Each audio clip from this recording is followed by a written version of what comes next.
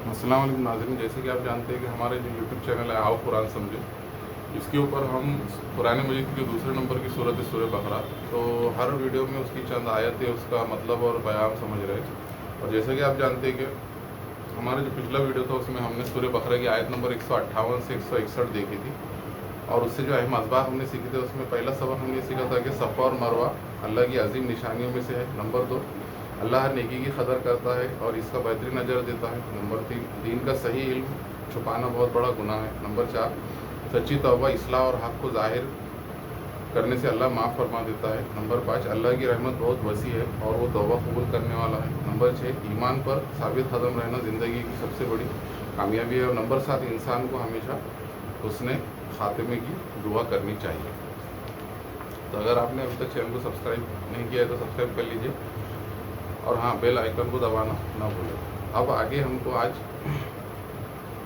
इसके आगे की जो आयत है 162 से 164, ये 3 आयतों का मतलब और पैगाम समझना है। तो सबसे पहले हम देख लेते हैं कि आयत नंबर जो 162 है तो उसका उर्दू में तर्जुमा क्या है। वो हमेशा इस हालत में रहेंगे, ना इनके अजाब में कोई कमी की जाएगी और ना ही इन्हें कोई मोहलत दी जाएगी।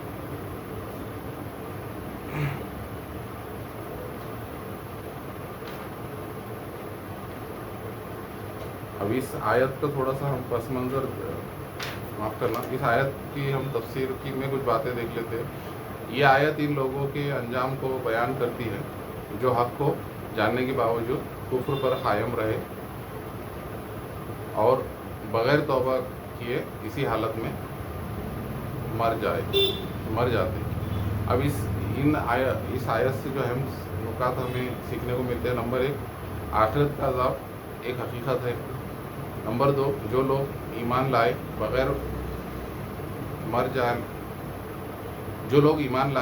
जाएंगे, इनके अज़ाब में कोई कमी नहीं होगी। नंबर 3, अल्लाह ताला मुकम्मिल इंसाफ करने वाला है और किसी पर ज़र्रा बराबर जुल्म नहीं करेगा। यह आयत हमें ज़िंदगी भर ईमान पर साबित कदम रहने की तलक़ीन करती है। अब इस आयत से मुतालिक जो हदीस नबी है कि मोहम्मद सल्लल्लाहु अलैहि वसल्लम ने फरमाया कि जन्नत वाले हमेशा जन्नत में रहेंगे और जहन्नुम वाले हमेशा जहन्नुम में रहेंगे। यह हदीस सही बुखारी ने भी नकल की है और सही मुस्लिम ने भी नकल की है। अब इस आयत से मुतालिक जो सहाबा कराम की ज़िंदगी से मिसाल हमें मिलती है कि सहाबा कराम हमेशा अल्लाह से ईमान पर साबित कदमी की दुआ करते थे। वो अपने अमाल पर भी कभी गुरूर नहीं करते थे, बल्कि हमेशा अल्लाह की रहमत की उम्मीदवार रहते थे। अब इस आयत को हम आज के दौर से किस तरह से जोड़ सकते हैं? ये आयत हमें सिखाती है, नंबर 1, ईमान की हिफाजत सबसे बड़ी जिम्मेदारी है। नंबर 2, मौत से पहले हमेशा तौबा करते रहना चाहिए। और नंबर 3, हर दिन अल्लाह की इताअत में गुजारने की कोशिश करनी चाहिए। अब उसके बाद जो अगली आयत है, आयत नंबर 163, उसका उर्दू में तर्जुमा इस तरह से होगा, और तुम्हारा माबूद एक ही माबूद है, इसके सिवा कोई इबादत के लायक नहीं, वो निहायत ही मेहरबान है और बेहद रहम करने वाला। इस आयत की तफसीर में कुछ बातें। ये आयत इस्लाम की बुनियादी अक़ीदे तौहीद को बयान करती है। अहम नुकात, नंबर 1, सिर्फ़ अल्लाह ही इबादत के लायक है। नंबर 2, इसका कोई शरीक या हमसर नहीं। नंबर 3, इसकी रहमत तमाम मखलूक को घेरे हुए है। हर किस्म की इबादत सिर्फ अल्लाह ही के लिए होनी चाहिए। तो इस आयत से मुताबिक जो हदीस नबी है कि हज़रत मोहम्मद सल्लल्लाहु अलैहि वसल्लम ने फरमाया,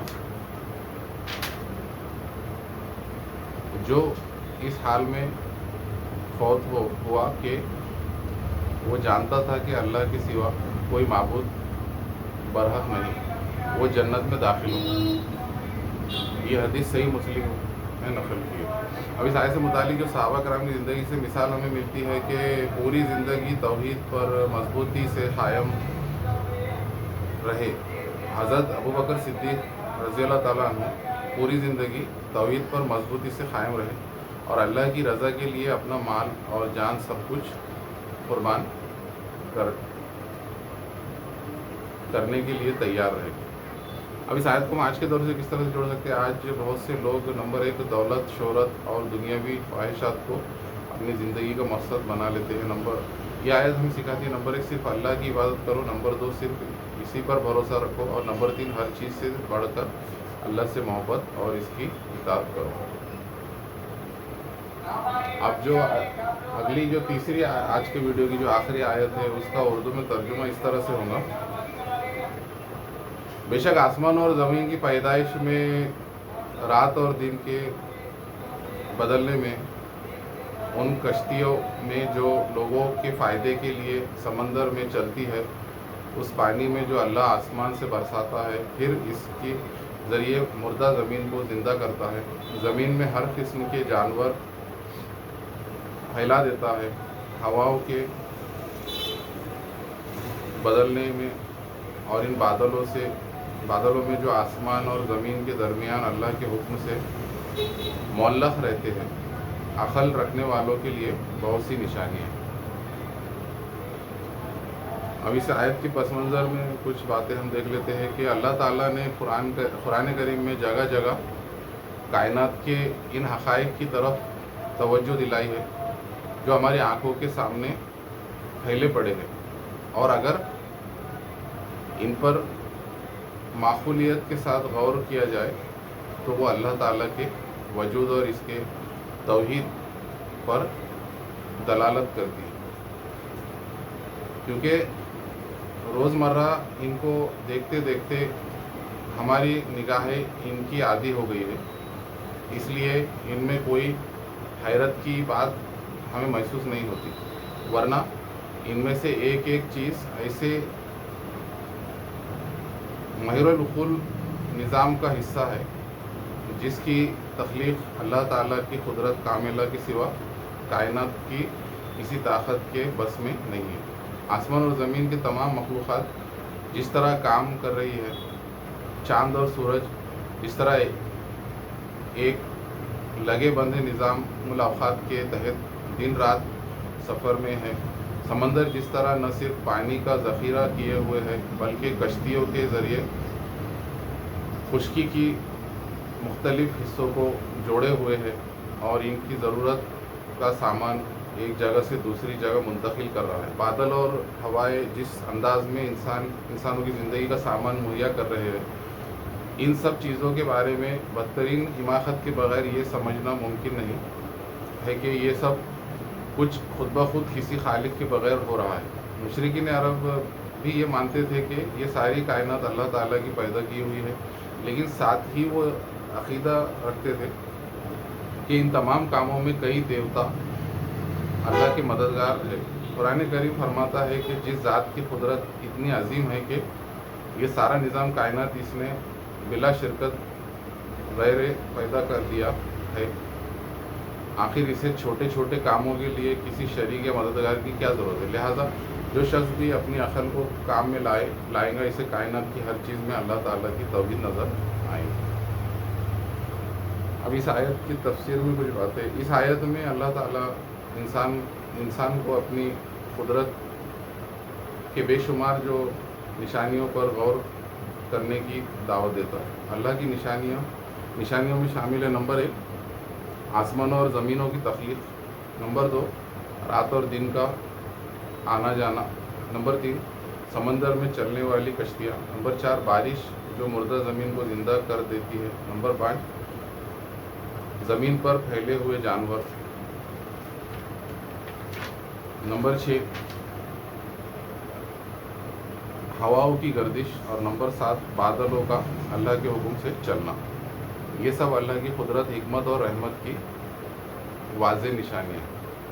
اب اس آیت سے متعلق جو حدیث نبی ہے کہ حضرت محمد صلی اللہ علیہ وسلم نے مسلمانوں کو اللہ کی مخلوقات میں غور و فکر کرنے کی ترغیب دیتے تھے، کیونکہ اس سے ایمان مضبوط ہوتا ہے اور اللہ کی عظمت کا احساس بڑھتا ہے۔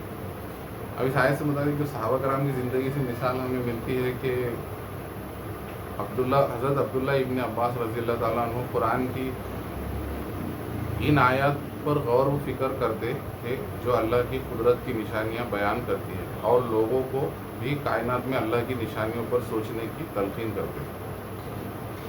اب اس آیت کو ہم آج کے دور سے کس طرح جوڑ سکتے ہیں؟ آج جدید سائنس کائنات کے حیرت انگیز نظام کو مزید واضح کر رہی ہے. یہ آیت ہمیں سکھاتی ہے نمبر 1 قدرت کی مناظر میں غور و فکر کرو. نمبر 2 کائنات کی ہر چیز اللہ کی عظمت کی گواہی دیتی ہے. نمبر 3 علم اور سائنس انسان کے ایمان اور اللہ کی پہچان میں اضافہ کرنے کا ذریعہ بننے چاہیے.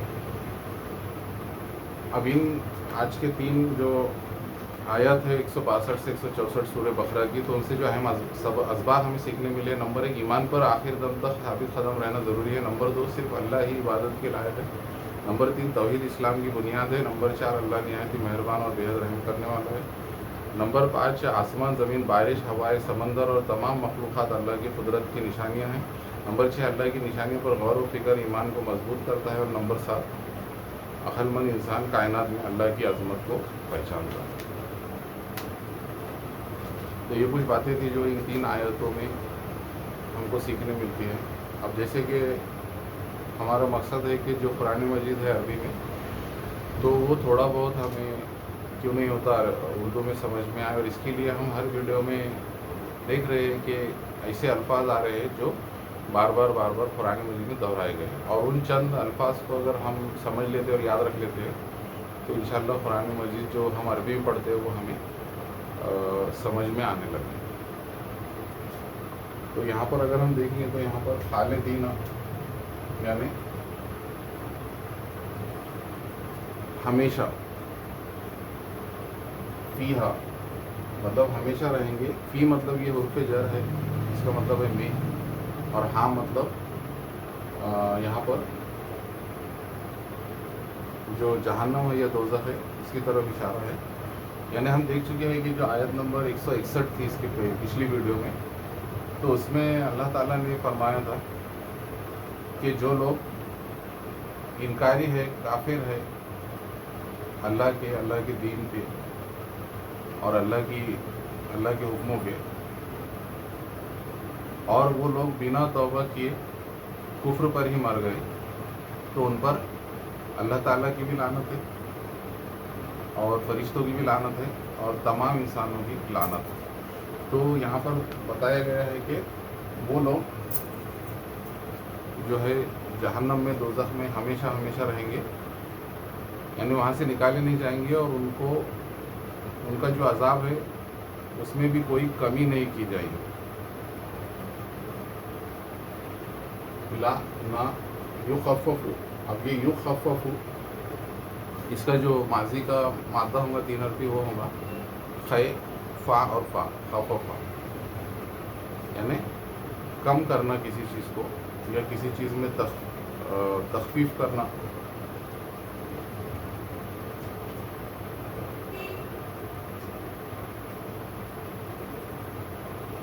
یا کسی چیز کو ہلکا کرنا. تو اس کو اب اس کا مضارع، ہاں یہ جو ہے 4 حرفی فعل کا مضارع ہے، اس کا ماضی کا 4 حرفی فعل ہوگا خے فا اور فا، مطلب 3 بار فا آئے گا اس میں، خففا. تو وہ اس کا جو ہے مضارع ہوگا یخفف.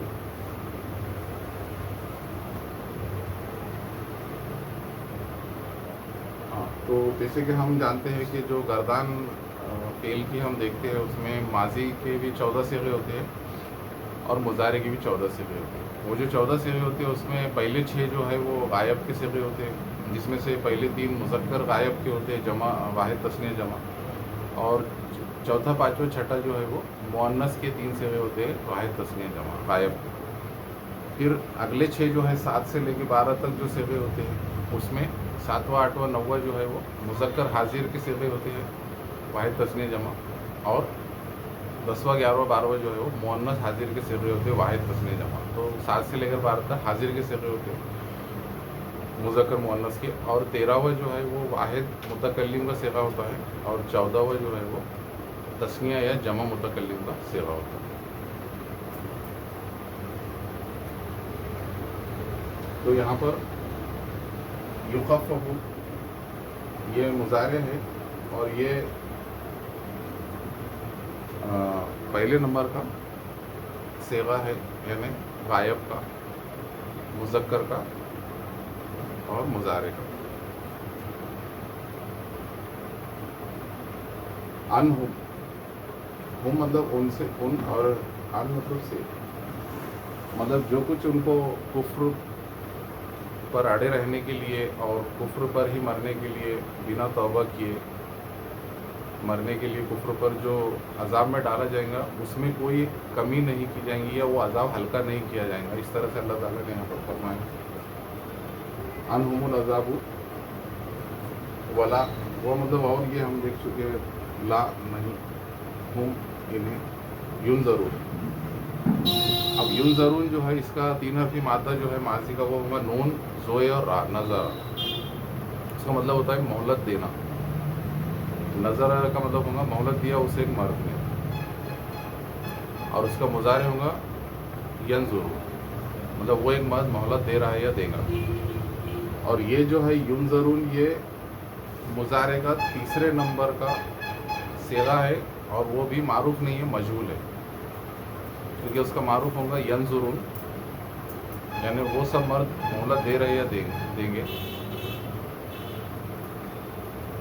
यानी जमा मुज़क्कर गायब का मजहूल है ये मुज़ारे का।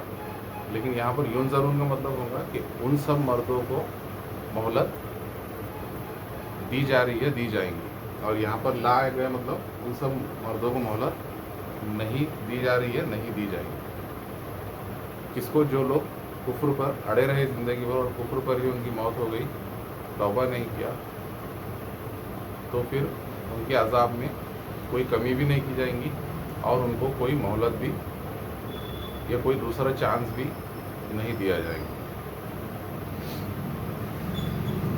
वह मतलब, और इलाहुकुम, इला मतलब माबूद, कुम मतलब तुम्हारा, ये जमा हाजिर के लिए है ज़मीर। इलाहु माबूद, वाहिद एक, मतलब तुम्हारा माबूद जो है वो एक ही है सबका। जितने भी लोग हैं, जितनी जो इंसानियत है और जितने भी लोग हैं, सबका माबूद एक ही है।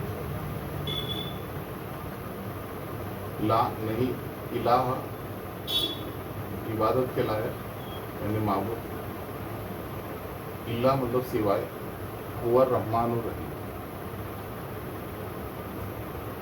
यानी अल्लाह जो बहुत ही मेहरबान है और बहुत ही रहम करने वाला है, उसके सिवा पूरी इंसानियत के लिए कोई दूसरा इलाह या माबूद या इबादत के लायक कोई नहीं है।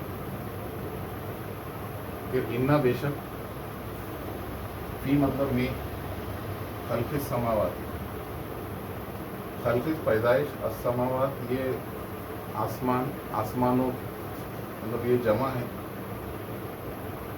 वह और अल अर्ज़ी ज़मीन।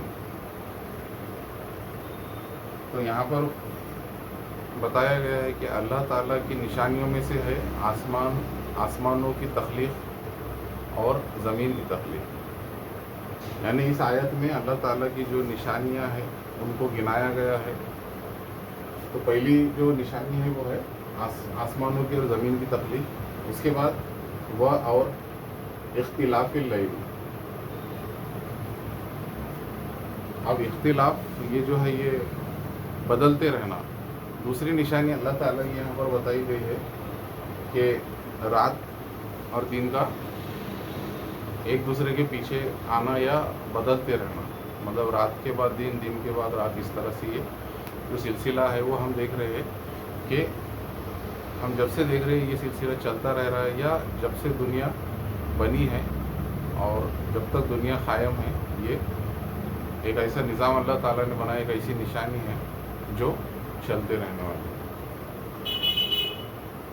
हमने आज तक कभी ऐसा सुना नहीं या देखा नहीं कि दिन चल रहा था तो वो दिन ही रहा और रात हुई ही नहीं, या रात थी तो रात ही रही और दिन नहीं आया। तो ये दूसरी एक निशानी अल्लाह ताला की कि रात और दिन का बदलते रहना। इख्तिलाफी लैल रात, वन नहार, नहार दिन,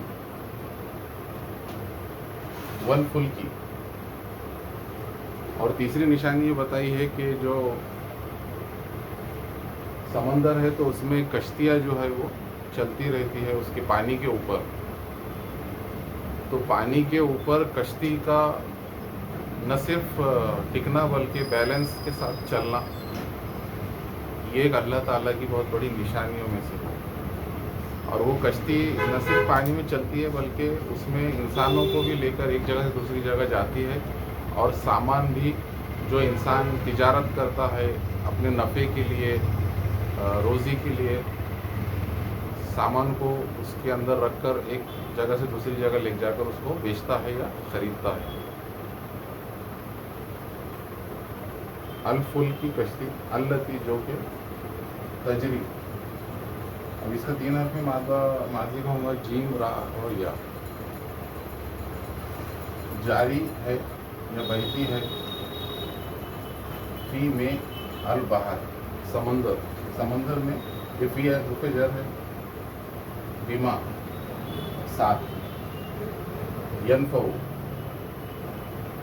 اب ینفع جو ہے وہ مضارع کا پہلے نمبر کا صیغہ ہے، مطلب واحد مذکر غائب کا، ینفع یعنی وہ نفع دے رہی ہے، دیں گی، یعنی کشتی جو ہے اس میں لوگ سفر بھی کرتے ہیں ایک جگہ سے دوسری جگہ، اور سامان کو بھی لاد کر لے کر جاتے ہیں، تو یہ ہمارے لیے بہت بڑا نفع ہے۔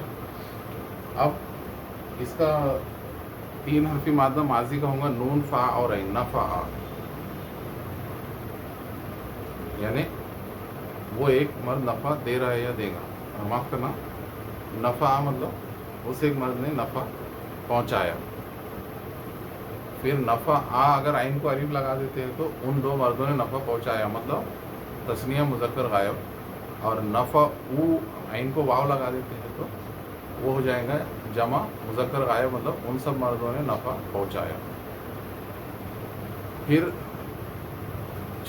چوتھا پانچواں چھٹا جو صیغہ ہوتا ہے غائب کا وہ مؤنث کا ہوتا ہے، واحد تثنیہ جمع، نفعت مطلب اس ایک عورت نے نفع پہنچائی، یعنی یہ ہوگا واحد مؤنث غائب۔ پھر نفعتا یہ ہوگا تثنیہ مؤنث غائب، ان 2 عورتوں نے نفع پہنچایا۔ اور نفعنا تو نفعنا کا مطلب ہوگا ان سب عورتوں نے نفع پہنچایا، مطلب جمع مؤنث غائب۔